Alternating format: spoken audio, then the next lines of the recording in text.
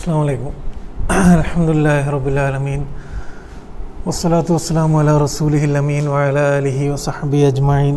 റബ്ബി ഇശ്റഹ് ലി സദ്രി വയസ്സിർ ലി അംരി വഹ്ലുൽ ഉഖ്ദതം മിൻ ലിസാനി യഫ്ഖഹു ഖൗലി.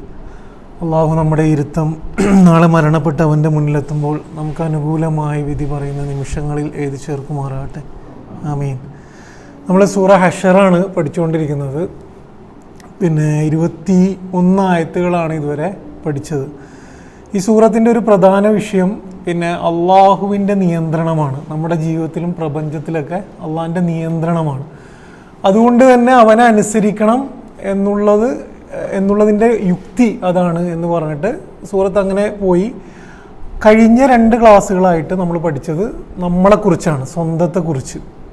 എന്ന് വെച്ചാൽ അള്ളാഹുവിനെ അനുസരിക്കണമെങ്കിൽ നമ്മുടെ മനസ്സിനുണ്ടാകേണ്ടുന്ന ഒരു മിനിമം ക്വാളിറ്റീസ് ഉണ്ട്, മിനിമം സവിശേഷതകൾ. അതിനെക്കുറിച്ചാണ് പഠിച്ചത്. അതാണ് നമ്മൾ സ്വന്തത്തെ വിലയിരുത്തുക, അള്ളാഹുവിനെ ഓർക്കുക. പിന്നെ കഴിഞ്ഞ ക്ലാസ്സിൽ സ്വയം തകരുക, ഖുർആനുള്ളിലേക്ക് ഇറങ്ങി സ്വയം തകരുക. ഇതൊക്കെയാണ് നമ്മൾ പഠിച്ചത്. ഇനിയുള്ള 3 ആയത്ത് ഖുർആനിലെ എല്ലാ ആയത്തുകളും സുന്ദരമാണ്. പിന്നെ അടുത്ത 3 ആയത്ത് അള്ളാഹു നിറഞ്ഞു നിൽക്കുന്ന ആയത്തുകളാണ്. എന്ന് വെച്ചാൽ ഈ ആയത്തുകൾ നമ്മൾ ഓതേണ്ടതുപോലെ ഓതിയാൽ, നമ്മളിങ്ങനെ മെല്ലെ ഇരുത്തി അതിലെ ഓരോ വാക്കുകളും ഓതിയാൽ നമ്മുടെ മനസ്സും ചുറ്റുവട്ടത്തും മുഴുവൻ അള്ളാഹു നിറഞ്ഞു നിൽക്കുന്നതായിട്ട് നമുക്ക് ഫീൽ ചെയ്യുന്ന ആയത്തുകളാണ്. അപ്പം ഈ സൂറത്തിൻ്റെ കൺക്ലൂഷനായിട്ടാണ് ഈ 3 ആയത്തുകളുള്ളത്. ഞാൻ മുന്നേ പറഞ്ഞിരുന്നു, ഖുർആനിലെ എല്ലാ സൂറത്തുകളെക്കുറിച്ചും പല രീതിയിൽ പഠിക്കപ്പെട്ടിട്ടുണ്ട്. അതിൽ ഒരു പഠനത്തിൽ പറയുന്നത് ഖുർആൻ്റെ സൂറത്തുകൾക്ക് റിംഗ് സ്ട്രക്ചറാണ് ഉള്ളത് എന്നുള്ളതാണ്. റിംഗ് സ്ട്രക്ചർ എന്ന് പറഞ്ഞു കഴിഞ്ഞാൽ തുടക്കവും അവസാനവും ഒരേ വിഷയമായിരിക്കും. അതിൻ്റെ സെൻറ്ററിൽ ഇതിനെ വിശദീകരിക്കുന്ന കാര്യങ്ങളുമായിരിക്കും. എന്നിട്ട് അത് പറഞ്ഞുകൊണ്ട് ഖുർആനിലെ ഓരോ സൂറത്തുകളെ വെച്ചുകൊണ്ടും ഇങ്ങനെ റിംഗ് സ്ട്രക്ചറായിട്ട് പറയുന്നുണ്ട്. ഈ സൂറത്തിനും നമുക്ക് അങ്ങനെ കാണാൻ പറ്റും. ഈ സൂറത്ത് തുടങ്ങുന്നത് സബ്ബഹ, സുബ്ഹാൻ എന്ന് വെച്ചാൽ അള്ളാഹുവിനെ സ്തുതിച്ചുകൊണ്ടാണ്, അള്ളാഹുവിൻ്റെ നാമങ്ങൾ പറഞ്ഞുകൊണ്ടാണ്. പിന്നീട് അതിനെ വിശദീകരിച്ചുകൊണ്ടാണ് ഇതുവരെയുള്ള എല്ലാ ആയത്തുകളും പറഞ്ഞത്. ഈ സൂറത്ത് അവസാനിക്കുന്നതും എന്ത് പറഞ്ഞുകൊണ്ടാണ്? തസ്ബീഹ്, അള്ളാഹിനെ സ്തുതിച്ചുകൊണ്ടാണ്, അള്ളാഹിനെ പരിചയപ്പെടുത്തിക്കൊണ്ടാണ്. അതേമാതിരി അള്ളാഹുവിനെ പരിചയപ്പെടുത്തിക്കൊണ്ട് ഇനി ഒരു 16 നാമങ്ങളാണ് ഇനിയുള്ള ആയത്തിൽ പറയാൻ പോകുന്നത്. എന്തുകൊണ്ടാണ്? ഇതും കഴിഞ്ഞ നമ്മൾ പഠിച്ച 3 ആയത്തുകൾ തമ്മിലുള്ള ബന്ധം എന്താണെന്ന് വെച്ച് കഴിഞ്ഞാൽ, ഒന്ന്, നമ്മൾ സ്വയം വിചാരണ ചെയ്യുമ്പം നമുക്ക് ഉണ്ടാവേണ്ടുന്ന തിരിച്ചറിവാണ് അള്ളാഹിനെ കുറിച്ചുള്ള ഈ ഓരോ അറിവുകൾ. 2, അള്ളാഹുവിനെ ഓർക്കുമ്പം നമുക്ക് ഉണ്ടാവേണ്ടുന്ന അറിവും അള്ളാഹിനെ കുറിച്ചുള്ള ഈ അറിവുകളാണ്. 3, നമ്മൾ സ്വയം തകരാനും നമുക്ക് ഉണ്ടാവേണ്ടത് എന്താണ്? അള്ളാഹിനെ കുറിച്ചുള്ള ഈ അറിവുകളാണ്. നമുക്ക് ആയത്തിലേക്ക് പോയാൽ 3 ആയത്താണ്. അതിൽ 1-ാമത്തെ ആയത്ത്, ആയത്ത് 22-ാമത്തെ ആയത്ത്, ഹുവല്ലാഹുല്ലദീ ലാ ഇലാഹ ഇല്ലാഹു. ഹുവല്ലാഹു, ഹുവല്ലാ എന്ന് വെച്ചാൽ അവനാകുന്നു അള്ളാഹു. അല്ലദീ ലാ ഇലാഹ ഇല്ലാഹു, ലാ ഇലാഹ, അവനല്ലാതെ ഒരു ഇലാഹുമില്ല. ഇലാഹ് എന്ന് പറയുന്നത് യഥാർത്ഥത്തിൽ നമുക്ക് അൽ ഇലാഹ് എന്നതാണ് അള്ളാഹ് എന്നൊരു വിശദീകരണമുണ്ട്. ഇലാഹ് എന്ന് പറയുന്നത് ശരിക്ക് ഇസ്ലാം വരുന്നതിന് മുന്നേ മറ്റ് മതങ്ങളിലും മറ്റ് ഭാഷകളിലുമൊക്കെ ദൈവത്തെ കുറിക്കാൻ വേണ്ടി അലഹ എന്ന് ഉപയോഗിച്ചതായിട്ട് പഠനങ്ങളുണ്ട്. യഥാർത്ഥത്തിൽ പ്രത്യേകമായൊരർത്ഥം എന്നതിലപ്പുറം ഒരു കാര്യത്തോട് നമുക്ക് വല്ലാത്തൊരു ആശ്ചര്യം തോന്നുമ്പം പെട്ടെന്ന് പറയാൻ കഴിയുന്ന 3 അക്ഷരം അലിഫ് ലാം ഹ ആണ്, അലഹ എന്ന് പറയുന്നത്. അങ്ങനെയാണ് ഇലാഹ് എന്ന പദം വന്നത് എന്നതാണ് ആ വിശദീകരണത്തിൽ ഏറ്റവും കാച്ചിങ് ആയിട്ട് തോന്നിയത്, ഏറ്റവും ശരിയായിട്ട് തോന്നിയത് അതാണ്. എന്ന് വെച്ചാൽ മനുഷ്യന് ആശ്ചര്യം തോന്നുന്നതാണ് ദൈവം എന്ന് പറയുന്നത്. ദൈവം എന്ന് പറയുന്നത് തന്നെ അവൻ്റെ ജീവിതത്തിൽ ആശ്ചര്യം തോന്നി. അപ്പോൾ പെട്ടെന്ന് പ്രയോഗിക്കാൻ വേണ്ടി ഏറ്റവും നല്ലൊരു പദം അലഹ. അവിടുന്ന് കൊണ്ടാണ് ഇലാഹ് എന്നത് ഒരു ഇതാണ്. 2ാമത് ഇലാഹ് എന്ന പദത്തിൻ്റെ അർത്ഥം ആരാധിക്കപ്പെടുന്ന ശക്തി എന്നുള്ളതാണ്. എന്ന് പറഞ്ഞാൽ കുറച്ചും കൂടി സിമ്പിൾ മലയാളത്തിൽ പറഞ്ഞാൽ, പ്രതിസന്ധിയിൽ നമ്മൾ തിരിയുന്ന ആദ്യത്തെ ഇടമാണ് ഇലാഹിൻ്റെ ഇടം. അത് ഏതാണോ ആ ഇടം, അതാണ് നമ്മുടെ ഇലാഹ് എന്ന് പറയുന്നത്. ഇത്രയുമാണ് നമുക്ക് ഇൻഷാ അല്ലാഹ് അതിൻ്റെ വിശദീകരണത്തിലേക്ക് വരാം. അപ്പോൾ ഹുവല്ല, അവനാകുന്നു അള്ളാഹു, അല്ലദീ ലാ ഇലാഹ ഇല്ലാഹു, അവനല്ലാതെ എന്തില്ല, ഒരു ഇലാഹും ഇല്ല. എന്നിട്ട് ആ അള്ളാഹുവിനെ പിന്നെ വർണ്ണിക്കുകയാണ്, അല്ലെങ്കിൽ ആ അള്ളാഹുവിനെ വിശദീകരിക്കുകയാണ്. ആലിമുൽ ഗൈബ്, ആലിം എന്ന് പറഞ്ഞു കഴിഞ്ഞാൽ എന്താണ്, എല്ലാം അറിയുന്നവനാണ്. അൽ അലീം. അൽ ഗൈബ് എന്ന് പറഞ്ഞാൽ മറഞ്ഞിരിക്കുന്നതാണ്. പക്ഷെ മറഞ്ഞിരിക്കുന്നത് പറഞ്ഞാൽ എന്താണ്, നമ്മുടെ ഒരു പേഴ്സ്പെക്റ്റീവിൽ മറഞ്ഞിരിക്കുന്ന സാധനമാണ്. എന്ന് വെച്ചാൽ നമുക്ക് കാണാൻ കഴിയും, നമ്മുടെ പേഴ്സ്പെക്റ്റീവിൽ നിന്നുകൊണ്ട് അള്ളാഹു പറയുന്നത് ആലിമുൽ ഗൈബ്, നിങ്ങൾക്ക് മറഞ്ഞിരിക്കുന്നത് അറിയുന്നവനാണ് അവൻ. അള്ളാഹിനെ സംബന്ധിച്ചിടത്തോളം എന്തല്ല, അങ്ങനെ ഒരു ഗൈബ് പ്രസക്തമല്ല. ആലിമുൽ ഗൈബി വശഹാദ, അതുപോലെ തന്നെ ദൃശ്യമായതിനെയും, നിങ്ങൾക്ക് കാണാൻ കഴിയുന്ന, നിങ്ങൾക്ക് നിങ്ങളുടെ സെൻസസിന് ദൃശ്യമായതിനെയും, അതിനെ രണ്ടിനെയും അറിയുന്നവനാണ് ആര്, അൽ അലീം. അപ്പൊ അള്ളാഹിന്റെ ഒന്നാമത്തെ വിശദീകരണം. അതേപോലെ തന്നെ രണ്ടാമത്തത് അർ റഹ്മാനുർ റഹീം. റഹ്മാനും റഹീമും ഒരേ റൂട്ടിൽ നിന്നാണ് വരുന്നത്. റഹം എന്ന് പറഞ്ഞ റൂട്ടിൽ നിന്നാണ് വരുന്നത്. അതിന് പിന്നെ മാതാവിൻ്റെ ഗർഭപാത്രത്തിന് അറബിയിൽ അത് പറയുന്നുണ്ട്. ഇൻഷാ അല്ലാഹ് നമ്മൾ അതിലേക്ക് വരാം. പിന്നെ റഹ്മത്തിൽ നിന്നുകൊണ്ടാണ് എന്നത് നമുക്ക് മനസ്സിലാക്കിയിട്ട് പിന്നെ അതിൻ്റെ വിശദീകരണം ഞാൻ പിന്നീട് പറയാം. റഹ്മാനും റഹീമും തമ്മിലുള്ള വ്യത്യാസത്തിന് കുറേ വിശദീകരണങ്ങൾ നിങ്ങൾക്ക് തഫ്സീറിൽ കാണാൻ പറ്റും. നമുക്ക് പെട്ടെന്ന് പിന്നെ ക്ലാസിൻ്റെ എളുപ്പത്തിന് വേണ്ടിയിട്ട് ഒരു വിശദീകരണത്തിൽ സ്റ്റിക്ക് ഓൺ ചെയ്യാം. റഹ്മാൻ എന്ന് പറയുന്നത് റഹ്മത്ത് ഉള്ളവനും, റഹീം എന്നുള്ളത് ആ റഹ്മത്ത് പ്രകടിപ്പിക്കുന്നവനും എല്ലാം ആണ് എന്നുള്ള ഒരു വിശദീകരണത്തിൽ നമുക്ക് സ്റ്റിക്ക് ഓൺ ചെയ്യാം. ഈ ആയത്ത് പിന്നെ ഈ ആയത്തും ഇനി അടുത്ത ആയത്ത് നോക്കിക്കഴിഞ്ഞാൽ അള്ളാഹിന്റെ പേരുകൾ തന്നെയാണ് പറയുന്നത്. അതിൻ്റെ അടുത്ത ആയത്തുകളും അള്ളാഹിന്റെ പേരുകളാണ് പറയുന്നത്. ഈ മൂന്നായത്തുകളും അള്ളാഹുവിനെ പരിചയപ്പെടുത്തുകയാണ്. ആ പരിചയപ്പെടുത്താൻ വേണ്ടി ആയത്തുകൾ ഉപയോഗിക്കുന്ന ഒരു കൺസെപ്റ്റ് എന്ന് പറയുന്നത് അസ്മാഉൽ ഹുസ്ന. ഇത് കഴിഞ്ഞ തൊട്ടുടനെയുള്ള ആയത്തിൽ പറയുന്നത് ലഹുൽ അസ്മാഉൽ ഹുസ്ന. അസ്മാ എന്ന് പറഞ്ഞാൽ, ഇസ്മ എന്ന് പറഞ്ഞാൽ എന്താണ്, പിന്നെ നാമമാണ്. അസ്മാ നാമങ്ങൾ. ഹുസ്ന എന്ന് പറഞ്ഞാൽ പെർഫെക്ഷനാണ്, സൗന്ദര്യമാണ്. ഇഹ്സാൻ എന്ന് പറയുന്നത് എന്താണ്, ഏറ്റവും മികച്ചതും ഏറ്റവും സൗന്ദര്യമുള്ളതുമാണ്. അപ്പം ഏറ്റവും നല്ല നാമങ്ങൾ, അള്ളാഹിൻ്റെ നാമങ്ങൾ വെച്ചുകൊണ്ട് അള്ളാഹിനെ പരിചയപ്പെടുത്തുന്ന ആയത്തുകളാണ്. 16 നാമങ്ങളാണ് ഞാൻ നേരത്തെ പറഞ്ഞ പോലെ ഉള്ളത്. ഇതിൽ യഥാർത്ഥത്തിൽ ഖുർആൻ്റെ ഏറ്റവും വലിയ വിഷയം എന്താണ് എന്നത് നമ്മൾ അന്വേഷിക്കേണ്ടതും നമ്മൾ പഠിക്കേണ്ടതും. എന്താണ് ഖുർആൻ്റെ ഏറ്റവും വലിയ വിഷയം? കുറേ കാര്യങ്ങൾ നമുക്ക് ഖുർആൻ ഇങ്ങനെ വായിക്കുമ്പം അറിയാൻ പറ്റും. പക്ഷെ ഖുർആൻ്റെ ഏറ്റവും വലിയ വിഷയം അള്ളാഹിനെ പരിചയപ്പെടുത്തുക എന്നാണ്. അള്ളാഹു ആണ് ഖുർആൻ്റെ ഏറ്റവും വലിയ വിഷയം.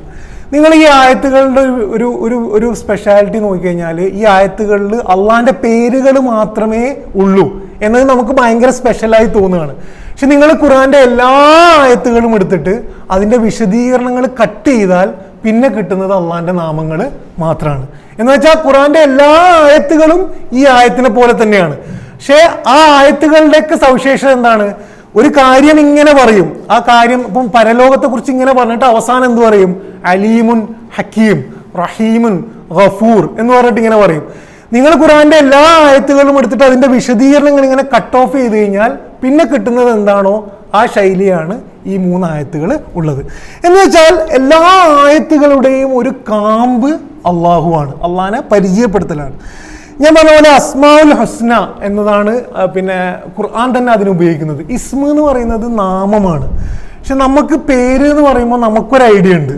ഇപ്പം നമ്മളെ പേരിന് നമ്മൾ ഐഡൻറ്റിഫൈ ചെയ്യാൻ വേണ്ടിയിട്ടുള്ള ഒരു കാര്യമായിട്ടേ നമ്മൾ ഉപയോഗിക്കാറുള്ളൂ. എന്ന് വെച്ചാൽ ഇപ്പം എൻ്റെ പേര് ഷാനവാസ് എന്നാണ്. ഇപ്പം റഹീം അല്ലെങ്കിൽ പിന്നെ ഗഫൂർ എന്നൊക്കെ പേരിടുന്നത് നമ്മുടെ ക്യാരക്ടർ അതായത് കൊണ്ടല്ല, നമ്മളെ ക്യാരക്ടർ അതാകണം എന്ന ആഗ്രഹത്തിലാണ് ചിലപ്പോൾ മാതാപിതാക്കൾ ഇട്ടിട്ടുണ്ടാകും. പക്ഷെ നമ്മൾ ഉപയോഗിക്കുന്നത് എന്തായിട്ടാണ്? നമ്മൾ ഒരാളിൽ നിന്നും മറ്റൊരാളെ വ്യത്യസ്തമാക്കാൻ വേണ്ടിയിട്ടാണ് നമ്മൾ പേരിടുന്നത്. പക്ഷെ ഇവിടെ പേര് എന്ന് പറയുന്നത് ആ അർത്ഥത്തിലല്ല ഉപയോഗിച്ചിട്ടുള്ളത്. പേര് ക്യാരക്ടറാണ്, സവിശേഷതയാണ്, സ്വഭാവമാണ്. അള്ളാഹുവിൻ്റെ സ്വഭാവമാണ് അസ്മാഉൽ ഹുസ്നയിൽ പറയുന്നത്. അള്ളാഹു തന്നെ പറയുന്നത് എന്താണ്? ആ പേരുകൾ, ആ സവിശേഷതകൾ ഹുസ്നയാണ് എന്നാണ്. ഭയങ്കര പെർഫെക്റ്റ് ആണ്. എപ്പോഴാണ് ഒരു സാധനം പെർഫെക്റ്റ് ആവുക? ഒരു സാധനം പെർഫെക്റ്റും സുന്ദരവുമാകുക അതിൻ്റെ അളവും ബാലൻസും കൃത്യമാവുമ്പോഴാണ്.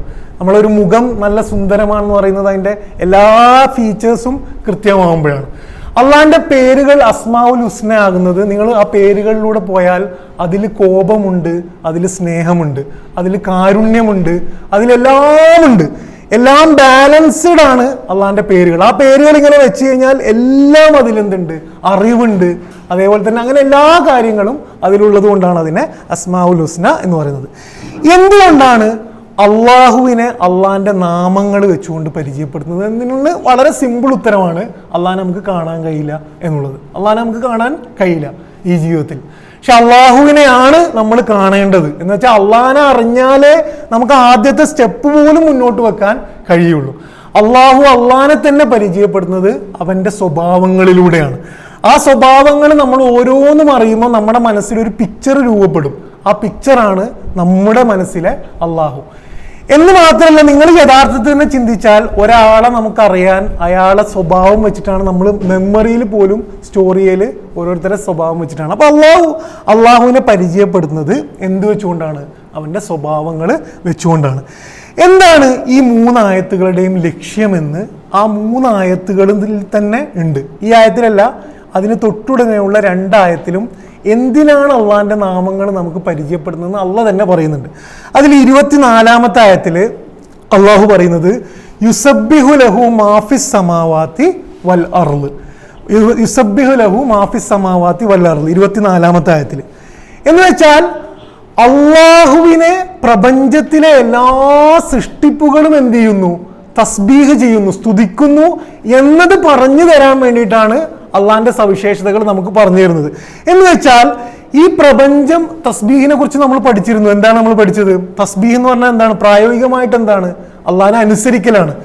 ഒരു പൂവ് അള്ളാഹ്ക്ക് തസ്ബീഹ് ചെയ്യുന്നുണ്ട് എന്നർത്ഥം അള്ളാഹിനെ അനുസരിച്ചു കൊണ്ടാണ് ആ പൂവിന്റെ ജീവിതക്രമം മുന്നോട്ട് പോകുന്നത് എന്നതാണ് അതിന്റെ അർത്ഥം. എന്ന് പറഞ്ഞാൽ ഈ പ്രപഞ്ചം നിലനിൽക്കുന്നത് അള്ളാഹിന്റെ ഈ സവിശേഷതകൾ കൊണ്ടാണ്. അള്ളാഹു റഹ്മാൻ ആയതുകൊണ്ടാണ് ഈ ലോകം നിലനിൽക്കുന്നത്. അള്ളാഹു ഖാലിഖ് ആയതുകൊണ്ടാണ് ഈ ലോകം നിലനിൽക്കുന്നത്. അള്ളാഹു അലീം ആയതുകൊണ്ടാണ് ഈ ലോകം നിലനിൽക്കുന്നത്. ഈ അള്ളാഹിന്റെ പേരുകൾ നമ്മളെ പഠിപ്പിച്ചു തരുന്നതിന്റെ 1-ാമത്തെ ലക്ഷ്യം എന്ന് പറയുന്നത് ഈ പ്രപഞ്ചം, നിങ്ങൾ ഇത് വലിയ തത്വമായിട്ടൊന്നും കേൾക്കണ്ട, വളരെ സിമ്പിളായിട്ട് ആലോചിച്ചാൽ മനസ്സിലാവും. അള്ളാഹിന്റെ ഓരോ സവിശേഷതയും, റബ്ബ് എന്ന അള്ളാഹുവിന്റെ സവിശേഷത ഉള്ളതുകൊണ്ടാണ് മഴ നമുക്ക് കിട്ടുന്നത്, ഹിദായത്ത് നമുക്ക് കിട്ടുന്നത്. ഓരോരോ അള്ളാഹിന്റെ സവിശേഷത ഉള്ളതുകൊണ്ടാണ് ഈ ലോകം നിലനിൽക്കുന്നത് എന്ന് കാണാൻ പറ്റും. പ്രപഞ്ചം എന്താണ് എന്നതിന് നമുക്ക് കുറേ ഉത്തരം കണ്ടെത്താൻ പറ്റും. എന്താണ് ഈ പ്രപഞ്ചം? അതിനുള്ള നമുക്കുള്ള ഏറ്റവും സുന്ദരമായിട്ടുള്ള മറുപടി അള്ളാഹു നിറഞ്ഞു നിൽക്കുന്ന ഇടമാണ്. അള്ളാഹിന്റെ സവിശേഷതകൾ നിറഞ്ഞു നിൽക്കുന്ന ഇടമാണ് പ്രപഞ്ചം എന്ന് പറയുന്നത്. നിങ്ങൾ ശരിക്കും നോക്കേണ്ടതുപോലെ നോക്കിയാൽ അള്ളാഹിന്റെ പല പല സവിശേഷതകൾ കാണാൻ പറ്റും. ഖുർആനിൽ ഒരു സൂറത്ത്, ഒരു ആയത്തിൽ പറയുന്നത് അള്ളാഹുവിന്റെ ആയത്തുകളിൽ, എന്ന് വെച്ചാൽ ആയത്ത് എന്ന് പറഞ്ഞാൽ എന്താണ്? അള്ളാഹുവിനേക്ക് കാണിച്ചു തരുന്ന സയൻസാണ് ആയത്തുകൾ. അതിലൊന്നാണ് ഭാര്യ ഭർത്താക്കന്മാർക്കിടയിലുള്ള മവദ്ദത്തും റഹ്മയും, അവർ തമ്മിലുള്ള പ്രണയവും കാരുണ്യവും. എന്ന് പറഞ്ഞാൽ എന്താണ്? ഭാര്യ ഭർത്താക്കന്മാരുടെ ബന്ധത്തെ നോക്കേണ്ടതുപോലെ നോക്കിയാൽ അവിടെ നമുക്ക് ആരെ കാണാൻ പറ്റും? അള്ളാഹിനെ കാണാൻ പറ്റും എന്നുള്ളതാണ്. അപ്പൊ അള്ളാഹു നിറഞ്ഞു നിൽക്കുന്നതാണ് ഇത്.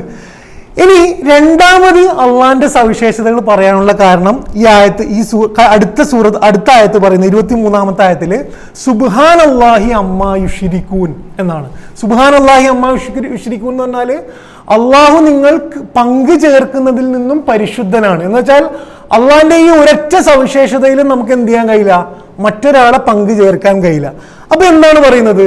പ്രപഞ്ചം മുഴുവൻ അള്ളാഹു ആണ് നിറഞ്ഞു നിൽക്കുന്നത്. അതുകൊണ്ട് നമ്മുടെ മനസ്സ് നിറയും ആര് നിറഞ്ഞു നിൽക്കണം? അള്ളാഹു നിറഞ്ഞു നിൽക്കണം. നമ്മുടെ മനസ്സിൽ അള്ളാഹു അല്ലാത്തത് നിറയുന്നതിനെയാണ് ഷിർക്ക് എന്ന് പറയുക. പ്രപഞ്ചത്തിൽ ഓൾറെഡി അള്ളാഹു മാത്രമേ നിറഞ്ഞു നിൽക്കുന്നുള്ളൂ. അത് ബൈ ഡീഫോൾട്ട് അള്ളാഹു അങ്ങനെയാണ് സെറ്റ് ചെയ്തിട്ടുള്ളത്.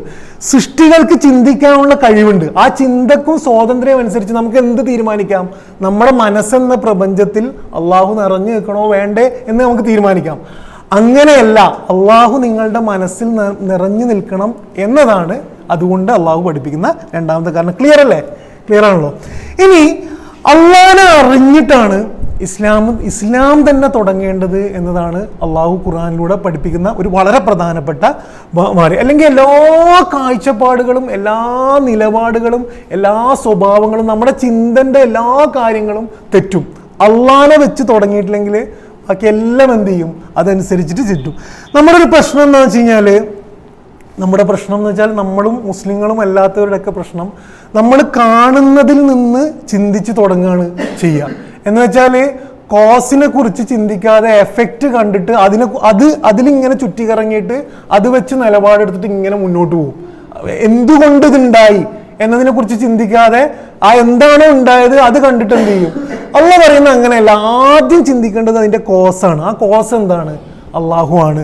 ഇനി നിങ്ങളെ ആരാധനകളും നിയമങ്ങളും തന്നെ എടുത്തു നോക്കുക. ഇസ്ലാമിലെ ഇപ്പൊ നിങ്ങൾ മഹർ കൊടുക്കണം, കല്യാണം മഹർ കൊടുക്കണം. നമുക്ക് മഹർ കൊടുക്കണം എന്നറിയാം, പക്ഷെ അള്ളാഹിനെ അറിയില്ല എന്നുണ്ടെങ്കിൽ ആ നിയമം നമ്മൾ അറിയുന്നതിൽ ഒരു ഹൃദയത്തിൽ തൊടൂല. കാരണം ആര് പറഞ്ഞിട്ടാണ് നമ്മളിത് ചെയ്യുന്നത് എന്നത്. നമ്മളൊരു കുട്ടിനോട് നീ നിസ്കരിക്കണം എന്ന് പറയുമ്പോൾ നമ്മൾ നിയമമാണ്, എഫക്റ്റാണ് പഠിപ്പിക്കുന്നത്. കോസ് എന്താണ്? അള്ളാഹു ഉള്ളത് കൊണ്ടാണ് അവൻ നിസ്കരിക്കേണ്ടത്.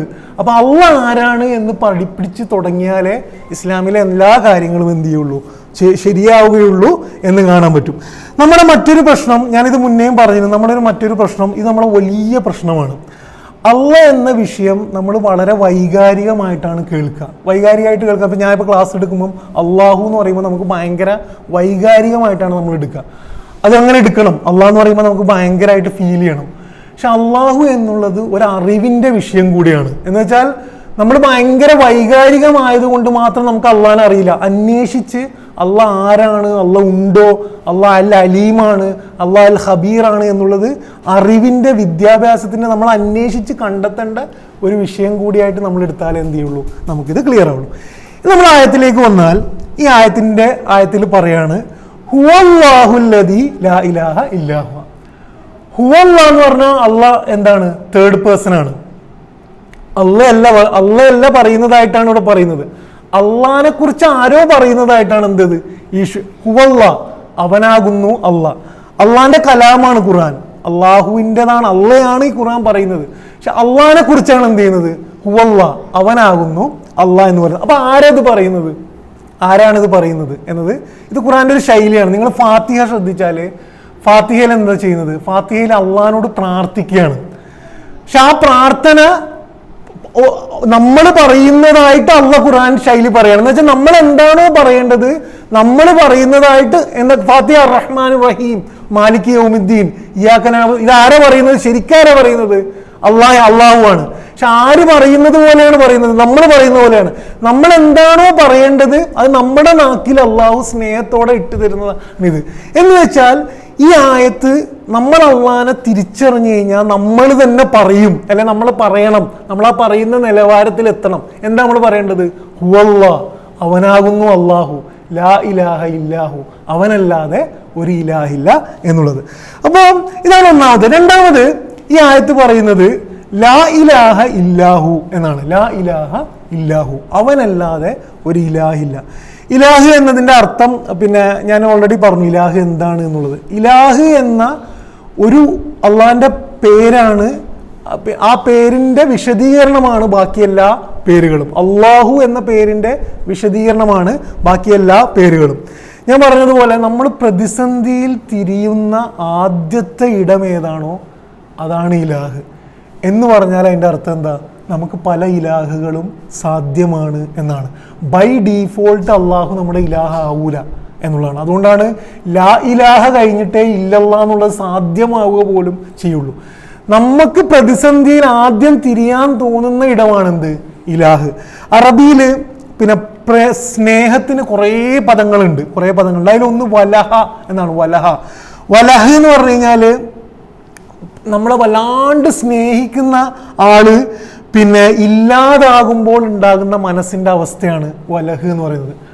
ഇലാഹ് എന്ന് പറയുന്നത് എന്താണ്? ഇലാഹ് എന്ന് പറയുന്നത് അത് അവിടെ നിന്നാണ് ഈ സൂഫിസത്തിൽ നിന്നൊക്കെ വല്ലാണ്ട് നഷ്ടപ്പെട്ടു പോയ ഒരു പ്രണയിനി എന്നൊക്കെ പറഞ്ഞിട്ട് കവിത എഴുതാൻ കഴിയുന്നത്. നമുക്ക് അള്ളാഹു ഇല്ലാതെ കഴിയില്ല എന്ന മനസ്സ് തോന്നുന്നതാണ് യഥാർത്ഥത്തിൽ ഇലാഹിനോടുള്ള നമ്മുടെ കൺസെപ്റ്റ് എന്ന് പറയുന്നത്. ഞാൻ പറഞ്ഞ പോലെ ഇലാഹ് എന്ന് പറയുന്നത് അള്ളാഹിൻ്റെ 99 നാമങ്ങൾ എന്നാണ് ഹദീസിലുള്ളത്. 99 നാമങ്ങളെ റെപ്രസെൻ്റ് ചെയ്യുന്ന ഒരു നാമമാണ്. യഥാർത്ഥത്തിൽ നമ്മൾ ഇംഗ്ലീഷിൽ യൂണിറ്റി ഇൻ ഡൈവേഴ്സിറ്റി എന്നൊക്കെ പറയുന്നത് പോലെ ധാരാളം അള്ളാഹിൻ്റെ സവിശേഷതകളെ ഒന്നിപ്പിക്കുന്ന ഒരു പേരെന്താണ്? ഒരു സവിശേഷതയാണ് ഇലാഹ് എന്ന് പറയുന്നത്. ഇതേപോലെയാണ് സൃഷ്ടിപ്പിൻ്റെ സ്വഭാവവും. നിങ്ങൾ നോക്കി നോക്കുക, നമ്മുടെ പ്രപഞ്ചത്തിൻ്റെ സ്വഭാവവും നമ്മുടെ ജീവിതത്തിൻ്റെ സ്വഭാവവും ഇങ്ങനെയാണ്. നിരന്തരം വൈവിധ്യങ്ങളും പല കാര്യങ്ങളാണ് നമ്മൾ കാണുക. പക്ഷെ ഇസ്ലാമിൻ്റെ ഒരു കോർ കൺസെപ്റ്റ് പലതാണ് നിങ്ങൾ കാണുന്നതെങ്കിലും എല്ലാത്തിൻ്റെയും സത്തയും എല്ലാം പോയി ചേർന്ന് നിൽക്കുന്നതും ഒരൊറ്റ പോയിന്റിലാണ്. അതാ ഏത് പോയിന്റാണ്? അള്ളാഹു എന്ന ഒരൊറ്റ പോയിന്റിൽ നിന്നുകൊണ്ടാണ് എന്ന് പറയുന്നതാണ് പറ്റും. ലാ ഇലാഹ ഇല്ലല്ലാഹ് എന്നുള്ളത് ഇസ്ലാമിൻ്റെ അടിസ്ഥാനമാണ്. ഈ കോറിൽ നിന്നുകൊണ്ടാണ് ഇസ്ലാമിൻ്റെ ബാക്കിയെല്ലാം ഡെവലപ്പ് ആകുന്നത്. ലാ ഇലാഹ ഇല്ലല്ലാഹ് ഭയങ്കര പവർഫുൾ ആയിട്ടുള്ള കൺസെപ്റ്റാണ്. എന്ന് വെച്ചാൽ വെറുതെ പറയാൻ കഴിയുന്ന ഒരു കൺസെപ്റ്റ് അല്ല. മൊത്തത്തിൽ ഇസ്ലാമിൻ്റെ ഒരു രാഷ്ട്രത്തെയും നാഗരികതയും സിവിലൈസേഷനെയും കൾച്ചറിനെയും വ്യക്തിത്വത്തെയും എല്ലാത്തിനെയും രൂപീകരിക്കുന്നത് ലാ ഇലാഹ ഇല്ലല്ലാഹ് എന്ന ഈ പദമാണ്. അള്ളാഹു അല്ലാതെ ഒരു ഇലാഹില്ല, അള്ളാഹ് മാത്രമേ ഇലാഹുള്ളൂ എന്ന കൺസെപ്റ്റ്. ഞാൻ നേരത്തെ പറഞ്ഞ പോലെ വിഗ്രഹങ്ങളെ കുറിച്ച് മാത്രമല്ല കേട്ടോ ഇവിടെ ഇലാഹ് എന്ന് പറയുന്നത്. അറഅയ്ത മനിത്തഖദ ഇലാഹഹു ഹവ എന്ന് ഖുർആൻ പറയുന്നുണ്ട്. എന്ന് വെച്ചാൽ ഹവ, നമ്മുടെ ഇച്ഛ, നമ്മുടെ ആഗ്രഹങ്ങൾ എന്ന ഇലാഹ് ആവുന്നതാണ്. ആഗ്രഹങ്ങൾ തന്നെ ഇലാഹായി മാറും എന്നത് അള്ളാഹു ഖുർആനിൽ പറയുന്നതായിട്ട് കാണാൻ പറ്റും. ലാ ഇലാഹ ഇല്ലല്ലാഹ് എന്ന് പറഞ്ഞു കഴിഞ്ഞാൽ അള്ളാഹു മാത്രം, അള്ളാഹ് എന്ന ഒരൊറ്റ യൂണിറ്റിയിൽ എല്ലാം ചേരുന്നതാണ്. എല്ലാം എന്ന് പറഞ്ഞാൽ എല്ലാ ഇടങ്ങളിലും അള്ളാഹ് എന്ന ഇലാഹ് മാത്രമേ പാടുള്ളൂ. ഒരു മുസ്ലിമിനെ സംബന്ധിച്ചിടത്തോളം അവൻ സംസാരിക്കുമ്പോൾ അവൻ്റെ ഇലാഹ് അള്ളാഹു ആകണം എന്ന് പറഞ്ഞാൽ എന്താണ്? ഖുർആനിൽ സംസാരിക്കേണ്ടുന്ന കുറേ രീതികൾ പറയുന്നുണ്ട്. നമുക്ക് എങ്ങനെയെങ്കിലും സംസാരിക്കാൻ കഴിയില്ല. നമ്മൾ സ്നേഹിക്കുമ്പോൾ നമ്മുടെ ഇലാഹ് അള്ളാഹു മാത്രമേ കഴിയുള്ളൂ. നമ്മൾ ഭക്ഷണം കഴിക്കുമ്പോൾ നമ്മുടെ ഇലാഹ് അള്ളാഹു മാത്രമേ. അതിന് രണ്ട് ഉദാഹരണം ഞാൻ പറഞ്ഞുതരാം. നമ്മൾ ഭക്ഷണം കഴിക്കുമ്പോൾ ബിസ്മില്ലാഹിർ റഹ്മാനിർ റഹീം എന്ന് പറഞ്ഞ അള്ളാഹ് തന്നതാണ് ഈ ഭക്ഷണം എന്ന് പറയുമ്പോഴേ ഇലാഹ് അവിടെ അള്ളാഹ് മാത്രമേ ആവുള്ളൂ. അയൽവാസി പട്ടിണി കിടക്കുന്നുണ്ടെങ്കിൽ നമ്മൾ വയറ് നിറച്ച് കഴിക്കുമ്പം ആ ഭക്ഷണത്തിന്റെ കഴിക്കുക എന്താവൂല? അള്ളാഹു ഏക ഇലാഹായി മാറൂല. അതേപോലെ തന്നെ എന്ത് ചെയ്യും? നമ്മുടെ എല്ലാ ഇങ്ങനത്തെ ജീവിതങ്ങളും ഒരു രാഷ്ട്രീയ മേഖലയിലാണെങ്കിൽ അള്ളാഹു മാത്രമാണ് ഇലാഹാവുള്ളൂ. എല്ലാ ഇടങ്ങളിലും ഇസ്ലാം എവിടെയൊക്കെ നിയമങ്ങൾ പറഞ്ഞിട്ടുണ്ടോ അവിടെയൊക്കെ ഇലാഹ് അള്ളാഹു മാത്രമാകുമ്പോഴേ എന്ത് ചെയ്യുള്ളൂ? ലാ ഇലാഹ ഇല്ലല്ലാഹ് എന്നുള്ളൂ. ഈ ഖുറൈശികളെ ഖുർആനിൽ 2-3-4 സ്ഥലങ്ങളിൽ ഒരു പ്രയോഗമുണ്ട്. നമ്മൾ പെട്ടെന്ന് ഈ ആയത്ത് വായിക്കുമ്പോൾ ഇതെന്താ പറയുന്നതെന്ന് ആലോചിച്ച് നോക്കും. അവരോട് മഴ പെയ്യിച്ചത് ആരാണ് എന്ന് ചോദിച്ചാൽ അവർ പറയും അള്ളാഹു ആണ് എന്നുള്ളത്. എന്ന് വെച്ചാൽ അവർക്ക് അള്ളാഹു എന്ന കൺസെപ്റ്റ് ഉണ്ടായിരുന്നു. അള്ളാഹു എന്നിട്ടും എന്താണ് അവർ ചിന്തിക്കാത്തത് എന്ന് ചോദിക്കുന്നത് എന്തുകൊണ്ടാണ്? അള്ളാഹ് എന്ന ദൈവമുണ്ട് എന്ന് അംഗീകരിച്ചാൽ മാത്രം പോരാ, ജീവിതത്തിലെ നിയമങ്ങളിലും എന്ത് ചെയ്യണം? അള്ളാഹുവിനെ അംഗീകരിക്കുമ്പോൾ മാത്രമേ എന്ത് ചെയ്യുള്ളൂ? അള്ളാഹു ആവുകയുള്ളൂ എന്നുള്ളതാണ്. അപ്പം ലാ ഇലാഹ ഇല്ലല്ലാഹ് എന്നുള്ളത് വളരെ പവർഫുൾ ആയിട്ടുള്ള കൺസെപ്റ്റാണ്. ഖുർആൻ ഇതിൽ സൂറ ഇബ്രാഹിമിൽ തൗഹീദിന്റെ ഈ ഒരു പവറിനെ കാണിക്കാൻ വേണ്ടിയിട്ട് ഒരു മരത്തിന്റെ ഉദാഹരണം പറയുന്നുണ്ട്. എന്ന് വെച്ചാൽ അലം തറ കൈഫ ലറബല്ലാഹു മസലൻ കലിമത്തൻ ത്വയ്യിബ. ഈ ലാ ഇലാഹ ഇല്ലല്ലാഹ് എന്നുള്ള കലിമത്തിനെ കുറിച്ച് പറയുന്നത് കശജറത്തിൻ ത്വയ്യിബ, ഒരു മരം പോലെ, അസ്ലുഹ സാബിത്ത് എന്ന് പറഞ്ഞാൽ എന്താണ്? പിന്നെ ഒന്നായി മാറുമ്പം ഭയങ്കര സ്ട്രോങ് ആയിരിക്കും. എല്ലാം ഒന്ന്, ആരുടെ മുന്നിലും കുമ്പിടേണ്ട ആവശ്യമില്ല, മനസ്സ് കൃത്യമായിരിക്കും. അസ്ലുഹ സാബിത്ത്, ഭയങ്കര സ്ട്രോങ് ആയിരിക്കും. വഫർഉഹ ഫിസ്സമാ, എന്നിട്ട് എന്ത് ചെയ്യും? ഭയങ്കര വൈവിധ്യമായിട്ട് നമുക്ക് പടർന്ന് പന്തലിക്കാൻ കഴിയും. എല്ലാ സമയത്തും ആൾക്കാർക്ക് ഉപകാരപ്പെടുന്നതുമായിരിക്കും എന്ത്? ആ മരം. പക്ഷെ ഉള്ളും സ്ട്രോങ് ആണ്. എന്ത് ചെയ്യണം? ലാ ഇലാഹ ഇല്ലല്ലാഹ് എന്നുള്ളത് ക്ലിയർ ആണ്. രണ്ടാമത്തെ വിഷയം, അപ്പൊ ഒന്നാമത്തെ വിഷയം നമ്മൾ പറഞ്ഞു ഹുവല്ലാഹുല്ലദീ ലാ ഇലാഹ ഇല്ലല്ലാഹ്, ലാ ഇലാഹ ഇല്ലാഹു ആലിമുൽ ഗൈബി വശഹാദ എന്നാണ്. ആലിമുൽ ഗൈബി വശഹാദ. ഇതിൽ ഈ ഒരു 16 നാമങ്ങൾ അള്ളാഹു അടുത്ത 3 ആയത്തുകളിൽ പഠിപ്പിക്കുന്നുണ്ട്. ഇതിൻ്റെ ഓർഡറും വളരെ പ്രധാനമാണ്. ഇതിൻ്റെ ഓർഡർ ആദ്യമല്ല പറയുന്നത് ഇലാഹിനെ കുറിച്ചാണ്. ആരും ഇലാഹില്ല, അവൻ മാത്രം. പിന്നെ പറയുന്ന ആദ്യത്തെ ക്യാരക്ടർ അറിവാണ്. നമ്മൾ പലപ്പോഴും ഫോക്കസ് ചെയ്യാത്തൊരു പോയിന്റാണ്. ഖുർആൻ നിരന്തരം പറയുന്നൊരു പോയിന്റാണ് അറിവാണ് പ്രധാനം. അൽ അലീം എന്നുള്ള പദം അധികാരത്തിന്റെ കൂടെ എപ്പോഴും നിങ്ങൾ ആയത്തിൽ കുറിച്ച് ഓതി കഴിഞ്ഞാൽ അവിടെ നിറഞ്ഞു നിൽക്കുന്നത് 2 കാര്യങ്ങളാണ് അള്ളാന്റെ സവിശേഷത. ഒന്ന് അറിവാണ്, 2 പവറാണ്, അധികാരമാണ്. അറിവാണ് ഏറ്റവും പ്രധാനം. അൽ അലീം എന്നുള്ളതാണ് ആദ്യമായിട്ട് പറയുന്നത്. സൃഷ്ടിപ്പ് എല്ലാ കാര്യങ്ങളും പറയുന്നത്, അടുത്ത ആയത്ത് പറയുന്നത് അധികാരത്തെ കുറിച്ചാണ്, അതിൻ്റെ അടുത്ത ആയത്ത് പറയുന്നത് സൃഷ്ടിപ്പിനെ കുറിച്ചാണ്. അധികാരത്തിന്റെയും സൃഷ്ടിപ്പിനെയും മുന്നേ അള്ളാന്റെ ഏത് ക്യാരക്ടറാണ് പറയുന്നത്? അറിവിന്റെ ക്യാരക്ടറാണ് പറയുന്നത്. അറിവിൽ നിന്നാണ് എന്ത് ചെയ്യുന്നത്? എല്ലാം തുടങ്ങുന്നത്. അറിഞ്ഞാൽ മാത്രമേ എന്ത് ചെയ്യാൻ കഴിയുള്ളൂ? ഒരു സാധനത്തിനെ കൺട്രോൾ ചെയ്യാൻ കഴിയുള്ളൂ. അറിഞ്ഞാൽ മാത്രമേ എന്ത് ചെയ്യാൻ കഴിയുള്ളൂ, ഒരു സാധനത്തിന് ഉണ്ടാക്കാൻ കഴിയുള്ളൂ. അള്ളാന്റെ അറിവാണ് എന്ത് ചെയ്യുന്നത്, ആദ്യമായിട്ട് വരുന്നത്. എന്തൊക്കെ അറിയാന്നാണ് പറയുന്നത്. ഈ പ്രയോഗം വളരെ ചെറിയ പ്രയോഗമാണെങ്കിലും നമുക്ക് ഊഹിക്കാൻ പോലും കഴിയാവുന്നതിൻ്റെ അപ്പുറമുള്ള വിശാലതയുള്ള കൺസെപ്റ്റിനെ കുറിച്ചാണ് ഇവിടെ പറയുന്നത്. ആലിമുൽ ഗൈബ് എന്ന് പറഞ്ഞാൽ, ഗൈബ് എന്ന് പറയുന്നത് ഖുർആന്റെ വളരെ പ്രധാനപ്പെട്ട ഒരു കൺസെപ്റ്റാണ്.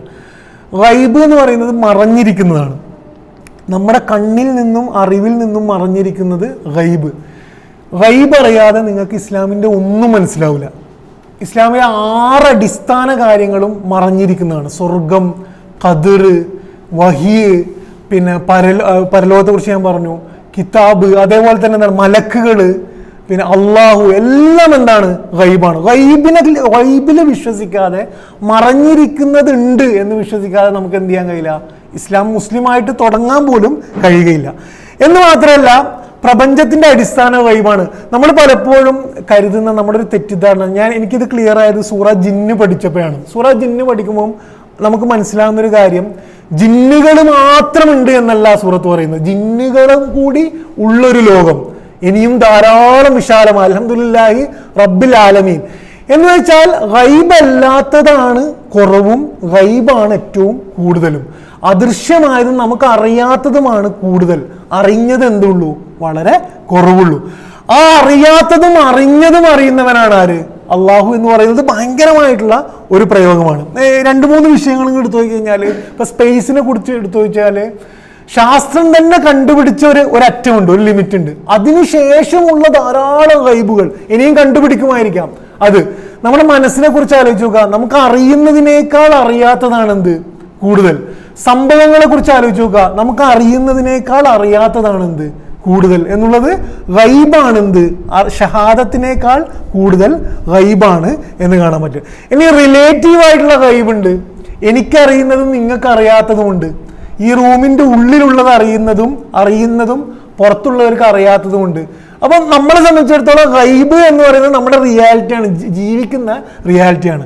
അള്ളാഹു ഇതെല്ലാം അറിയുന്നവനാണ് എന്ന് പറയുന്നതിനെ സംബന്ധിച്ചിടത്തോളം ഭയങ്കരമായിട്ടുള്ള, നമുക്ക് ഊഹിച്ചാൽ പോലും അതിനപ്പുറമുള്ള കൺസെപ്റ്റാണ്. ഇത് ഖുർആന്റെ ഒരൊറ്റ ആയത്തിൽ ഈ വിഷയത്തിൽ പറയാം. ഇന്നല്ലാഹ ആലിമുൽ ഗൈബി സമാവാത്തി വൽ അർള്. അള്ളാഹു സമാവാത്തിലും അർളിലുമുള്ള ഗൈബ് അറിയുന്നവനാണ്. എന്ന് വെച്ചാൽ പ്രപഞ്ചത്തോളം വിശാലമാണ് അവന്റെ അറിവ്. അടുത്ത പ്രയോഗം ശ്രദ്ധിക്കട്ടെ, ഇന്നഹു അലീമുൻ ബിദാത്തി സുദൂർ. നമ്മുടെ ഹൃദയങ്ങളുടെ ആഴങ്ങളെ അറിയുന്നവനാണ് അള്ളാഹു. അപ്പൊ 2 എക്സ്ട്രീമാണ്. അള്ളാഹു പ്രപഞ്ചത്തിന്റെ വിശാലതയോളം അറിയാം, അതേപോലെ നമ്മുടെ ഹൃദയത്തിന്റെ ആഴങ്ങളിലും അറിയാം എന്ന് പറയുന്നത്. അൽ അലീം എന്ന അള്ളാന്റെ അറിവ്, അള്ളാന്റെ ഈ ഓരോ നാമങ്ങളിലും നമ്മൾ വിശ്വസിക്കുമ്പം നമ്മുടെ കൺസെപ്റ്റ് മാറും, നമ്മുടെ ജീവിതം മാറും, നമ്മൾ പുറത്തിറങ്ങുമ്പം നമ്മൾ ചിന്തിക്കുന്നത് മാറും. അൽ അലീം എന്നൊരു ശക്തി നമുക്ക് ചുറ്റുമുണ്ട് എന്ന അറിവുള്ള ആളും ഇല്ലാത്ത ആളെയും സംബന്ധിച്ചിടത്തോളം ടോട്ടലി ഡിഫറെൻ്റ് ആയിരിക്കും അവരുടെ ജീവിതം. നമ്മുടെ ഹൃദയങ്ങളും ചിന്തയും അറിയുന്ന ഒരു ശക്തി നമുക്ക് ചുറ്റുമുണ്ട് എന്നറിയുമ്പോൾ ഉള്ള ഒരാളുടെ ജീവിതം. അതുകൊണ്ടാണ് അള്ളാഹു ചോദിക്കുന്നത്, നിനക്കറിയില്ലേ ഞാൻ നിന്നെ നോക്കിക്കൊണ്ടിരിക്കുന്നുണ്ട് എന്നുള്ളത്. നമുക്ക് എങ്ങനെയാണ് ഒരു തെറ്റ് ചെയ്യാൻ കഴിയുക, നമുക്ക് എങ്ങനെയാണ് ഒരു നിലപാടെടുക്കാൻ കഴിയുക. അല്ല, അലീം എന്നുള്ളൊരു ശക്തി, നമ്മുടെ എല്ലാം അറിയുന്ന ഒരു ശക്തി ചുറ്റുമുണ്ട് എന്നറിയുന്ന ഒരാൾ ജീവിക്കുന്നതും അല്ലാത്തതും എന്തായിരിക്കും, വളരെ വ്യത്യസ്തമായിട്ടുള്ള ജീവിതമായിരിക്കും എന്നുള്ളതാണ്. നമുക്കുള്ള പാഠം എന്താണെന്ന് വെച്ച് കഴിഞ്ഞാൽ, ഇപ്പം ഈ ഓരോ അള്ളാന്റെ നാമങ്ങൾ പഠിക്കുമ്പോഴും അതിലൂടെ നമ്മുടെ ജീവിതത്തിൽ എന്താണ് പാഠം എന്നാണ് നമ്മൾ ചിന്തിക്കേണ്ടത്. നമുക്കുള്ള പാഠം 1, അള്ളാഹു എല്ലാം അറിയുന്നവനാണ്. അപ്പൊ നമ്മൾ ആരാണ്, എല്ലാം അത്രയും അറിയാത്തവരാണ്, അത്രയും അറിവ് ഇല്ലാത്തവരാണ്. എല്ലാം അറിയുന്നവനിൽ വിശ്വസിക്കലാണ് ലോജിക്ക്, ബുദ്ധി എന്ന് പറയുന്നത്. എല്ലാം അറിയുന്നവനിൽ വിശ്വസിക്കലാണ്, അവനിൽ തവക്കുല് ചെയ്യലാണ് എന്നതാണ് ഇത് നമുക്ക് തരുന്ന വലിയൊരു പാഠം. ഇത് നമ്മുടെ ആയത്തിലേക്ക് തിരിച്ചു വന്നാൽ, ഹുവ റഹ്മാനുർ റഹീം. പിന്നെ അള്ളാഹു 2 നാമങ്ങൾ പഠിപ്പിക്കുകയാണ്. ഈ ഓരോ പ്രയോഗത്തിലും ഓരോ പ്ലേസ്മെന്റിലും ഒരു ലോജിക്ക് ഉണ്ട് കേട്ടോ. ഞാൻ അതുകൊണ്ട് പറഞ്ഞ, ഖുർആൻ നമ്മൾ ഓതുമ്പം ഖുർആൻ അങ്ങോട്ട് പറഞ്ഞു കൊടുക്കാൻ വേണ്ടിയിട്ട് നമ്മൾ വായിക്കരുത്. അള്ളാഹു എന്താണ് ഇതുകൊണ്ട് ഉദ്ദേശിച്ചതെന്ന് ചിന്തിച്ചു നോക്കുക. എന്തിനാണ് ആദ്യം അൽ അലീം പറഞ്ഞത്? അത് അറിവ് അത്രത്തോളം പ്രധാനമായതുകൊണ്ടാണ്. ഇനി നമ്മൾ ചിന്തിക്കേണ്ടത്, എന്തിനാണ് അറിവിൻ്റെ കൂടെ റഹ്മത്ത് പറയുന്നത്? എന്തിനാണ് റഹ്മത്ത് പറയുന്നത്? എന്തിനാണ് കാരുണ്യം പറയുന്നത്? എന്താണ് കാരുണ്യം? കാരുണ്യം എന്ന് പറഞ്ഞു കഴിഞ്ഞാൽ ഒരു അടിസ്ഥാന ലെവലിൽ നിന്നും താഴെ പോകുന്നവരോട് നമ്മുടെ മനസ്സിൽ തോന്നുന്ന വികാരമാണ് കാരുണ്യം. ഏത് വിഷയത്തിലും ഒരു അടിസ്ഥാന ലെവലിൽ നിന്നും താഴെയുള്ളവരോട് നമ്മുടെ മനസ്സിൽ അള്ളാഹു ഇട്ടു തന്നൊരു ഇതില്ലെങ്കിൽ ഭയങ്കര ബുദ്ധിമുട്ടായിരിക്കും. പണത്തിന്റെ കാര്യത്തിൽ ദരിദ്രൻ എന്ന് പറഞ്ഞാൽ ആരാ പറയാ? ഒരു അടിസ്ഥാന ലെവലുണ്ട് ഒരാൾക്ക് ജീവിക്കാൻ. അതിന്റെ താഴത്ത് പോകുന്നവരോട് സ്വാഭാവികമായിട്ടും നമുക്ക് എന്ത് ചെയ്യും? ഒരു ഭക്ഷണത്തിനൊരു അടിസ്ഥാന ലെവലുണ്ട് ഒരാൾ ജീവിക്കാൻ. അതിന്റെ താഴെ പോകുന്നവരോട് സ്വാഭാവികമായിട്ടും നമുക്ക് എന്ത് ചെയ്യും? നമുക്ക് തോന്നുന്നതാണ് മേഴ്സി, കൈൻഡ്നെസ് എന്ന് പറയുന്നത്. ഒരാൾക്ക് സ്നേഹമില്ല, അയാൾ ഭയങ്കര സ്ട്രെസ് അനുഭവിക്കുകയാണ്. സ്നേഹത്തിന്റെ അടിസ്ഥാന ലെവലിൽ നിന്നും താഴേക്ക് പോകുന്ന ആളോട് അതല്ലാത്ത ആൾക്ക് തോന്നുന്നതാണ് എന്ത്? കാരുണ്യം എന്ന് പറയുന്നത്. അപ്പൊ അള്ളാഹുവിന് കാരുണ്യവാനാണ് എന്ന് പറയുന്നതാണ് നമ്മെ സംബന്ധിച്ചിടത്തോളം ഏറ്റവും വലിയ അറിവ്. കാരണം നമ്മളാണ് കുറവുകളുള്ള സൃഷ്ടി. നമുക്ക് കുറവുകളേ ഉള്ളൂ. ഏത് സമയത്തും നമ്മൾ കാലിടറുന്നവരാണ്. നമുക്ക് ഏറ്റവും കൂടുതൽ വേണ്ടത് നമ്മൾ ഈ അടിസ്ഥാന ലെവലിൽ നിന്ന് താഴെ പോകുമ്പം അള്ളാഹിൻ്റെ അടുത്ത് നിന്നുള്ള ഈ കാരുണ്യത്തിൻ്റെ വർഷമാണ്. എന്ന് വെച്ചാൽ മഴ പെയ്യുന്നത് പോലെ അള്ളാഹിൻ്റെ കാരുണ്യം. അതുകൊണ്ടാണ് ഖുർആനിൽ അള്ളാഹു ആണ് അൽ ഖനിയ്, നമ്മൾ ഫക്കീറാണ് എന്ന് ഖുർആൻ പറയുന്നത്. അതുകൊണ്ടാണ് നിരന്തരം അള്ളാഹിൻ്റെ കാരുണ്യം തേടേണ്ടവരാണ് നമ്മൾ. പ്രവാചകൻ സല്ലല്ലാഹു അലൈഹി വസല്ലമയെ കുറിച്ച് ഖുർആൻ പറയുന്നത് റഹ്മത്താണ്. എന്തുകൊണ്ടാണ്? പ്രവാചകൻ മനുഷ്യരുടെ കുറവുകൾ നികത്താൻ വേണ്ടി ആശയം കൊണ്ടുവന്നവനാണ് പ്രവാചകൻ. ഖുർആനെ പറയുന്നത് റഹ്മത്ത് എന്നാണ്. കാരണം ഖുർആൻ ഇതേ പണിയാണ് ചെയ്യുന്നത്. മഴയെ റഹ്മത്ത് എന്ന് ഖുർആൻ പറയുന്നുണ്ട്. അപ്പൊ ഇതൊക്കെ ചെയ്യുന്നത് കുറവിനെ നികത്താനുള്ള അള്ളാഹിന്റെ കഴിവാണ്. ഇനി റഹ്മത്ത് മനസ്സിലാക്കാൻ, ഈ റഹ്മത്ത് എന്നുള്ളത് പലപ്പോഴും ഇസ്ലാമിൽ അള്ളാഹ്ക്ക് റഹ്മത്ത് ഉണ്ടോ എന്ന കാര്യത്തിൽ പോലും നമ്മൾ തീരെ ഫോക്കസ് ചെയ്യാതെ, അതുകൊണ്ടാണ് ഇസ്ലാമിനെ, ക്രിസ്ത്യാനിറ്റിയെ ഭയങ്കര സ്നേഹത്തിൻ്റെ മതവും ഇസ്ലാം ഭയങ്കര കാർക്കശ്യമുള്ള മതമായിട്ടുള്ളത് നമുക്കിത് ക്ലിയർ ആകാത്തതുകൊണ്ടാണ്. ഏകദേശം 550ഓളം പ്രയോഗങ്ങൾ റഹ്മത്തിനെ കുറിച്ച് ഖുർആനിലുണ്ട്. 550ഓളം പ്രയോഗങ്ങൾ. റഹ്മത്ത് എന്താണ് എന്ന് മനസ്സിലാക്കാൻ റഹ്മത്ത് ഏറ്റവും അടുത്ത് മനസ്സിലാക്കിയ ഒരാളുടെ വാക്കുകൾ കേൾക്കാം. അത് പ്രവാചകൻ സല്ലല്ലാഹു അലൈഹി വസല്ലമാണ്. പ്രവാചകന്റെ 4 വാക്യങ്ങൾ. ഈ 4 വാക്യങ്ങളിലുമുള്ള ഓരോ പ്രയോഗങ്ങളും നമ്മൾ ശ്രദ്ധിച്ചാൽ എന്താണ് അള്ളാഹിന്റെ റഹ്മത്ത് എന്ന് മനസ്സിലാവും. ആദ്യം പ്രവാചകൻ പറയുന്നത്, അള്ളാഹ്, ഇത് നമ്മൾ കേട്ടിട്ടുണ്ടാവും മുന്നേ, പക്ഷെ നമ്മൾ എത്രത്തോളം അത് ചിന്തിച്ചിട്ടുണ്ട് നമ്മൾ ആലോചിക്കണം. അള്ളാഹുവിൻ്റെ റഹ്മത്തിനെ അള്ളാഹു 100 ഭാഗങ്ങളാക്കി. 100 ഭാഗങ്ങൾ. ഇത് നിങ്ങൾ പ്രായോഗികമായിട്ട് ചിന്തിച്ചു നോക്കുക. ഒരു കുട്ടിയെ പോലെ അതിൽ 99 അള്ളാഹിന്റെ കയ്യിലാണ്. ആ ഒരു ഭാഗമാണ് ഭൂമിയിലുള്ളത്. എന്നിട്ട് പ്രവാചകൻ പറയുന്നത്, ഒരു കുതിര അതിൻ്റെ കുട്ടിക്ക് വേദനിക്കരുത് എന്നതുകൊണ്ട് അതിൻ്റെ കുളമ്പ് മെല്ലെ ഉയർത്തുന്നത് റഹ്മത്താണ്. എന്നുവെച്ചാൽ അള്ളാഹ് കൊടുത്ത ഒരു ഭാഗം റഹ്മത്തിൻ്റെ ഒരു മൈന്യൂട്ട് ഭാഗം കൊണ്ടാണ് ആ അമ്മയായ കുതിര കുട്ടിക്ക് വേദനിക്കരുതെന്ന് പറഞ്ഞിട്ട് കാല് ഉയർത്തുന്നത്. അങ്ങനെ ആകുമ്പം ലോകത്തിലുള്ള മാതാക്കളുടെയൊക്കെ സ്നേഹം ആലോചിച്ച് നോക്കുക. ഇതൊക്കെ എല്ലാ സ്നേഹവും അള്ളാഹിൻ്റെ 100ൽ 1 99 ഭാഗമുള്ള അള്ളാഹിൻ്റെ കാരുണ്യം എത്രത്തോളമായിരിക്കും. ഇനി നമുക്കിതിൽ എന്ത് ചെയ്യരുത്? ഈ കാരുണ്യത്തെക്കുറിച്ചുള്ളൊരു സങ്കുചിത, എങ്ങനെയും ചോദിക്കുക, അങ്ങനെ അത്രയും ഒഴുകുന്ന കാരുണ്യം. രണ്ടാമത് അള്ളാഹു പറയുന്നത്, പ്രവാചകൻ സല്ലല്ലാഹു അലൈഹി, പ്രവാചകനാണ് ഇത് മനസ്സിലാക്കിയത് എന്ന് നമുക്ക് ക്ലിയർ ആകാൻ വേണ്ടിയിട്ടാണ്. പ്രവാചകൻ സല്ലല്ലാഹു അലൈഹി വസല്ലം പറഞ്ഞ, ഒരു യുദ്ധ സന്ദർഭത്തിൽ ഒരു ഉമ്മ ഒരു കുട്ടിയെ നഷ്ടപ്പെട്ടിട്ട് ഓടി നടക്കുകയാണ്. ആ കുട്ടിയെ എന്നിട്ട് കാണുന്ന കുട്ടിനെയൊക്കെ എടുത്തിട്ട് പാല് കൊടുക്കുകയാണ്. പ്രവാചകൻ സഹാബത്തിനോട് ചോദിക്കുകയാണ്, ഈ ഉമ്മ തൻ്റെ കുട്ടിയെ ഇപ്പം കിട്ടിക്കഴിഞ്ഞാൽ ഒരു തീയിലേക്ക് എറിയും എന്ന് നിങ്ങൾ കരുതുന്നുണ്ടോ എന്ന് ചോദിച്ചു. ഒരിക്കലുമില്ല പ്രവാചകരെ എന്ന് പറഞ്ഞപ്പം, അള്ളാഹുവിന് ഈ ഉമ്മയേക്കാൾ നിങ്ങളോട് കൂടുതൽ റഹ്മത്തുണ്ട് എന്നാണ് അവിടെ പ്രയോഗിക്കുന്നത്. അപ്പൊ റഹ്മത്ത് എന്താണ് എന്ന് നമ്മൾ ആലോചിച്ച് നോക്കുക. നമ്മൾ നരകത്തെക്കുറിച്ചും അള്ളാഹിനെ കുറിച്ചൊക്കെ ആലോചിക്കുമ്പം റഹ്മത്ത് എന്താണ് എന്ന് ആലോചിച്ച് നോക്കുക. മൂന്നാമത്, പ്രവാചകൻ സല്ലല്ലാഹു അലൈഹി വസല്ലം ഹസൻ റളിയല്ലാഹു അൻഹുവിനെ മടിയിലിരുത്തുകയും കെട്ടിപ്പിടിക്കുകയും ചുംബിക്കുകയൊക്കെ ചെയ്തുകൊണ്ട് പ്രാർത്ഥിക്കുകയായിരുന്നു അള്ളാഹിനോട്, അള്ളാഹുവെ, ഞാൻ ഈ കാണിക്കുന്ന റഹ്മത്ത് പോലെ നീ അവന് റഹ്മത്ത് കൊടുക്കണേ എന്നുള്ളത്. എന്ന് വെച്ചാൽ മടിയിലിരുത്തുന്ന റഹ്മത്ത്, ചുംബിക്കുന്ന റഹ്മത്ത്. ഈ റഹ്മത്തിനെ കുറിച്ച് നമ്മൾ ആലോചിക്കുക, അള്ളാഹിന്റെ റഹ്മത്തിനെ കുറിച്ച് ആലോചിക്കുക.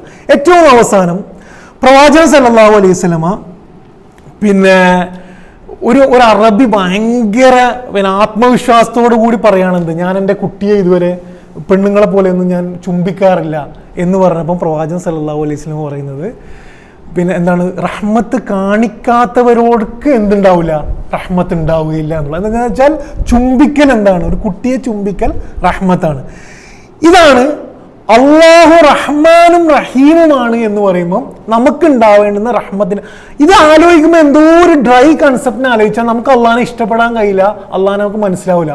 ഒരു ഉമ്മ കുട്ടിയെ തീയിലെറിയാത്ത സ്നേഹമാണ് റഹ്മത്തെങ്കിൽ, ഒരു കുട്ടിയെ മടിയിൽ വെക്കുന്നത് റഹ്മത്താണെങ്കിൽ അള്ളാഹിന്റെ റഹ്മത്ത് എന്തായിരിക്കും? ആ റഹ്മത്താണ് നമുക്ക് അത് ആലോചിച്ച് നോക്കുക എന്നുള്ളതാണ് നമ്മൾ ചെയ്യേണ്ടത്. അള്ളാഹിനെ കുറിച്ച് അങ്ങനെ ആലോചിക്കുമ്പോൾ നമുക്ക് എന്ത് ചെയ്യും? ഒരിറ്റ് ഇഷ്ടം കൂടും. ആ ഇഷ്ടവും ആ നനവതോടു കൂടി എന്ത് ചെയ്യണം? അള്ളാഹിനെ മനസ്സിലാക്കണം. ഞാൻ പറഞ്ഞ പോലെ ഈ ഓരോ നാമങ്ങളും നമ്മുടെ ഉള്ളിൽ ഓരോ സ്പോട്ടുകൾ ഫില്ല് ചെയ്യണം. അപ്പോഴാണ് അള്ളാഹിന്റെ പിക്ചർ നമുക്ക് ക്ലിയർ ആവുകയുള്ളൂ എന്നുള്ളതാണ്. അവസാനിപ്പിക്കുന്നതിന് മുമ്പേ, എന്താണ് അലീമും റഹ്മത്തും തമ്മിലുള്ള ബന്ധം? അറിവും റഹ്മത്തും തമ്മിലുള്ള ബന്ധം. അറിവ് മാത്രം ഉണ്ടാകുന്നതാണ് ലോകത്തിലെ ഏറ്റവും വലിയ അപകടം. അറിവ് ഭയങ്കര ക്രൂരമായി മാറും റഹ്മത്തില്ലെങ്കിൽ. കാരണം അറിവുള്ളവന് എന്തും സാധ്യമാവും, അറിവുള്ളവന് അധികാരം സാധ്യമാവും, അറിവുള്ളവന് കൺട്രോൾ ചെയ്യൽ സാധ്യമാവും, അറിവുള്ളവന് എന്തും ചെയ്യാം. അറിവിനോടൊപ്പം കാരുണ്യമില്ലെങ്കിൽ അത് ഭയങ്കര വരണ്ടതായിരിക്കും, ഭയങ്കര ക്രൂരമായിരിക്കും. അള്ളാഹു അറിയുന്നവൻ മാത്രമല്ല, ആ അറിയുന്നതിനെയൊക്കെ കാരുണ്യത്തോടുകൂടി നോക്കുന്നവൻ കൂടിയാണ്. എന്ന് വെച്ചാൽ എന്താണ് അർത്ഥം? അള്ളാഹു നമ്മളിൽ ഒരു തെറ്റുണ്ട് എന്ന അറിവുള്ളവനാണെങ്കിൽ ആ തെറ്റിൽ നിന്നും നമ്മളെ രക്ഷപ്പെടുത്താനുള്ള കാരുണ്യം കൂടി ഉള്ളവനാണ്. ഭയങ്കര പ്രതീക്ഷയാണ്, നമ്മുടെ കണ്ണിൽ നിന്ന് കണ്ണീര് വരേണ്ടുന്ന പ്രതീക്ഷയാണ്. അള്ളാഹു നമ്മളെ ഒരു പ്രതിസന്ധിയിലാണ് എന്ന് അറിയുന്നവനാണെങ്കിൽ ആ പ്രതിസന്ധിയിൽ നിന്നും കരകയറ്റാൻ വേണ്ടി കൈനീട്ടി തരാനുള്ള കാരുണ്യം കൂടി ഉള്ളവനാണ്. അൽ അലീം അർ റഹീമും അർ റഹ്മാന്റെയും കൂടിയേ നമ്മൾ എന്ത് ചെയ്യാൻ പാടുള്ളൂ? മനസ്സിലാക്കാൻ പാടുള്ളൂ എന്നുള്ളതാണ്. സൂറ കഹ്ഫില് ഖിളിർ ആരാണ്? ഖിളിറിനെ ഖുർആൻ പരിചയപ്പെടുത്തുന്നത് തന്നെ അള്ളാഹിന്റെ ഖദർ പരിചയപ്പെടുത്താനാണ്. അള്ളാഹ് എങ്ങനെയാണ് ലോകത്ത് സംഭവങ്ങൾ പ്ലാൻ ചെയ്യുന്നത്. ആ ഖിളിറിന്റെ 2 ക്യാരക്ടറായിട്ട് അള്ളാഹു പറയുന്നത്, ഫവജദ അബ്ദൻ മിൻ ഇബാദിനാ ആതൈനാഹു റഹ്മതൻ മിൻ ഇൻദിനാ വഅല്ലംനാഹു മിൻ ലദുന്നാ ഇൽമ. ഖിളിറിന് 2 ക്യാരക്ടറാണ് അള്ളാഹ് പറയുന്നത്. ഒന്ന് അള്ളാഹിന്റെ റഹ്മത്താണ്, രണ്ട് അള്ളാഹിന്റെ ഇൽമാണ്. അള്ളാഹിന്റെ റഹ്മത്തും ഇൽമുമാണ് എന്ത് ചെയ്യുന്നത്? അത് പിന്നെ അള്ളാഹിന്റെ റഹ്മത്തും ഇൽമും ഒരുമിച്ച് വരുമ്പോഴാണ് എന്ത് ചെയ്യുന്നത്? അള്ളാഹിനെ കുറിച്ചുള്ള അറിവ് നമുക്ക് ക്ലിയർ ആകുന്നത് എന്നുള്ളതാണ്. അപ്പം ഇതാണ് ഈ ആയത്തുകൾ തരുന്ന പാഠം എന്ന് പറയുന്നത്. ഇനി ലാ ഇലാഹ ഇല്ലല്ലാഹ് എന്നതും അൽ അലീം എന്നുള്ളതും അർ റഹീമും റഹ്മാനും തമ്മിലും കണക്ഷൻ ഉണ്ട്. എന്താണ് ആ കണക്ഷൻ? അള്ളാഹു ലാ ഇലാഹ ഇല്ലല്ലാഹ്, അള്ളാഹു അല്ലാതെ ഒരു ഇലാഹില്ല എന്ന് നമ്മൾ വിശ്വസിച്ച് കഴിഞ്ഞാൽ ഇൽമിന്റെ കാര്യത്തിൽ അള്ളാഹ്ക്കാണ് ഏറ്റവും ഇൽമുള്ളത് എന്ന വിശ്വാസം വരണം. ഇൽമിന്റെ കാര്യത്തിൽ എല്ലാ ഇൽമുകളും അള്ളാഹ് തന്ന അറിവിന്റെ അടിസ്ഥാനത്തിലേ നമ്മൾ നോക്കാൻ പാടുള്ളൂ. അത് തൗഹീദിന്റെ ഭാഗമാണ്. അറിവിന്റെ തൗഹീദ് അവിടെയാണ്. ഇനി കാരുണ്യത്തിന്റെ തൗഹീദ് എന്താണ്? എല്ലാ കാരുണ്യവും തരുന്നത് അള്ളാഹു മാത്രമാണ് എന്നതാണ് ലാ ഇലാഹ ഇല്ലല്ലാഹും റഹ്മാനും തമ്മിലുള്ള ബന്ധം. ഏത് പ്രതിസന്ധിയിലും ആദ്യം തിരിയേണ്ടുന്ന, കാരുണ്യത്തിന് വേണ്ടി തിരിയേണ്ടുന്ന ഇടം ആ ഇലാഹ് മാത്രമാണ് എന്ന് നമ്മൾ മനസ്സിലാക്കിയാലേ കാരുണ്യത്തിന്റെ തൗഹീദ് അവിടെ ക്ലിയർ ആവുള്ളൂ. അപ്പൊ ഇങ്ങനെ അള്ളാഹിന്റെ നാമങ്ങൾ ഓരോന്നായിട്ട് പഠിക്കുമ്പം നമ്മുടെ മനസ്സിൽ ആ സ്പോട്ട് വളരെ കൃത്യമാണ്. ഞാൻ പറയുന്നത്, നമ്മുടെ മക്കളോട് അള്ളാഹിനെ പരിചയപ്പെടുത്തുമ്പം ഈ ഓർഡർ ഫോളോ ചെയ്യാനും നമ്മൾ ശ്രമിക്കണം. അള്ളാഹിന്റെ അറിവിനെ കുറിച്ച് പറയുകയും അള്ളാഹിന്റെ കാരുണ്യത്തെക്കുറിച്ച് പറയുകയും പിന്നെ ആദ്യം അള്ളാഹിനെ കുറിച്ച് പറയണം. അള്ളാഹുവിനെ നിയമങ്ങൾക്കൊക്കെ മുന്നേ അള്ളാഹിനെ കുറിച്ച് പരിചയപ്പെടുത്തുകയും അള്ളാഹിന്റെ അറിവിനെ കുറിച്ച് പരിചയപ്പെടുത്തുകയും അള്ളാഹിന്റെ കാരുണ്യത്തെക്കുറിച്ച് പരിചയപ്പെടുത്തുകയും പിന്നെ ഇനി വരാൻ പോകുന്ന അടുത്ത ആയത്തുകളിൽ അള്ളാഹിന്റെ അധികാരമാണ്, സൃഷ്ടിപ്പാണ്. അങ്ങനെ പോയിട്ട് ഒരാൾക്ക് ഇസ്ലാം പറഞ്ഞു കൊടുക്കുകയാണെങ്കിൽ, അള്ളാഹിനെ പറഞ്ഞു കൊടുക്കുകയാണെങ്കിൽ ഖുർആനികമായ സൗന്ദര്യം നമ്മുടെ ഭാഷയിലും അവതരണത്തിലും ഉണ്ടാവും. അള്ളാഹു നമ്മളേക്ക് അനുഗ്രഹിക്കുമാറാകട്ടെ. പടച്ചവൻ നമുക്ക് അവനെ മനസ്സിലാക്കാനും അവനെ സ്നേഹിക്കാനും അവൻ്റെ കാരുണ്യം നേടാനും അവൻ്റെ കാരുണ്യത്തിൽ ഇഷ്ടപ്പെടാനും അള്ളാഹു നമുക്ക് തൗഫീക്കും തിരിച്ചറിവും അള്ളാഹു ധാരാളമായി നൽകുമാറാകട്ടെ. പടച്ചവൻ ഗസയിലെ ജനങ്ങൾക്ക് ആശ്വാസവും ആർജവും ധൈര്യവും സഹായവും ഒക്കെ അള്ളാഹു ധാരാളം നൽകുമാറാകട്ടെ. റബ്ബനാ തഖബ്ബൽ മിന്നാ ഇന്നക അൻതസ് സമീഉൽ അലീം വതുബ് അലൈനാ ഇന്നക അൻതത് തവ്വാബുർ റഹീം. ആമീൻ ആമീൻ ബിറഹ്മതിക യാ അർഹമർ റഹീമീൻ. അസ്സലാമു അലൈക്കും വറഹ്മത്തുള്ളാഹി.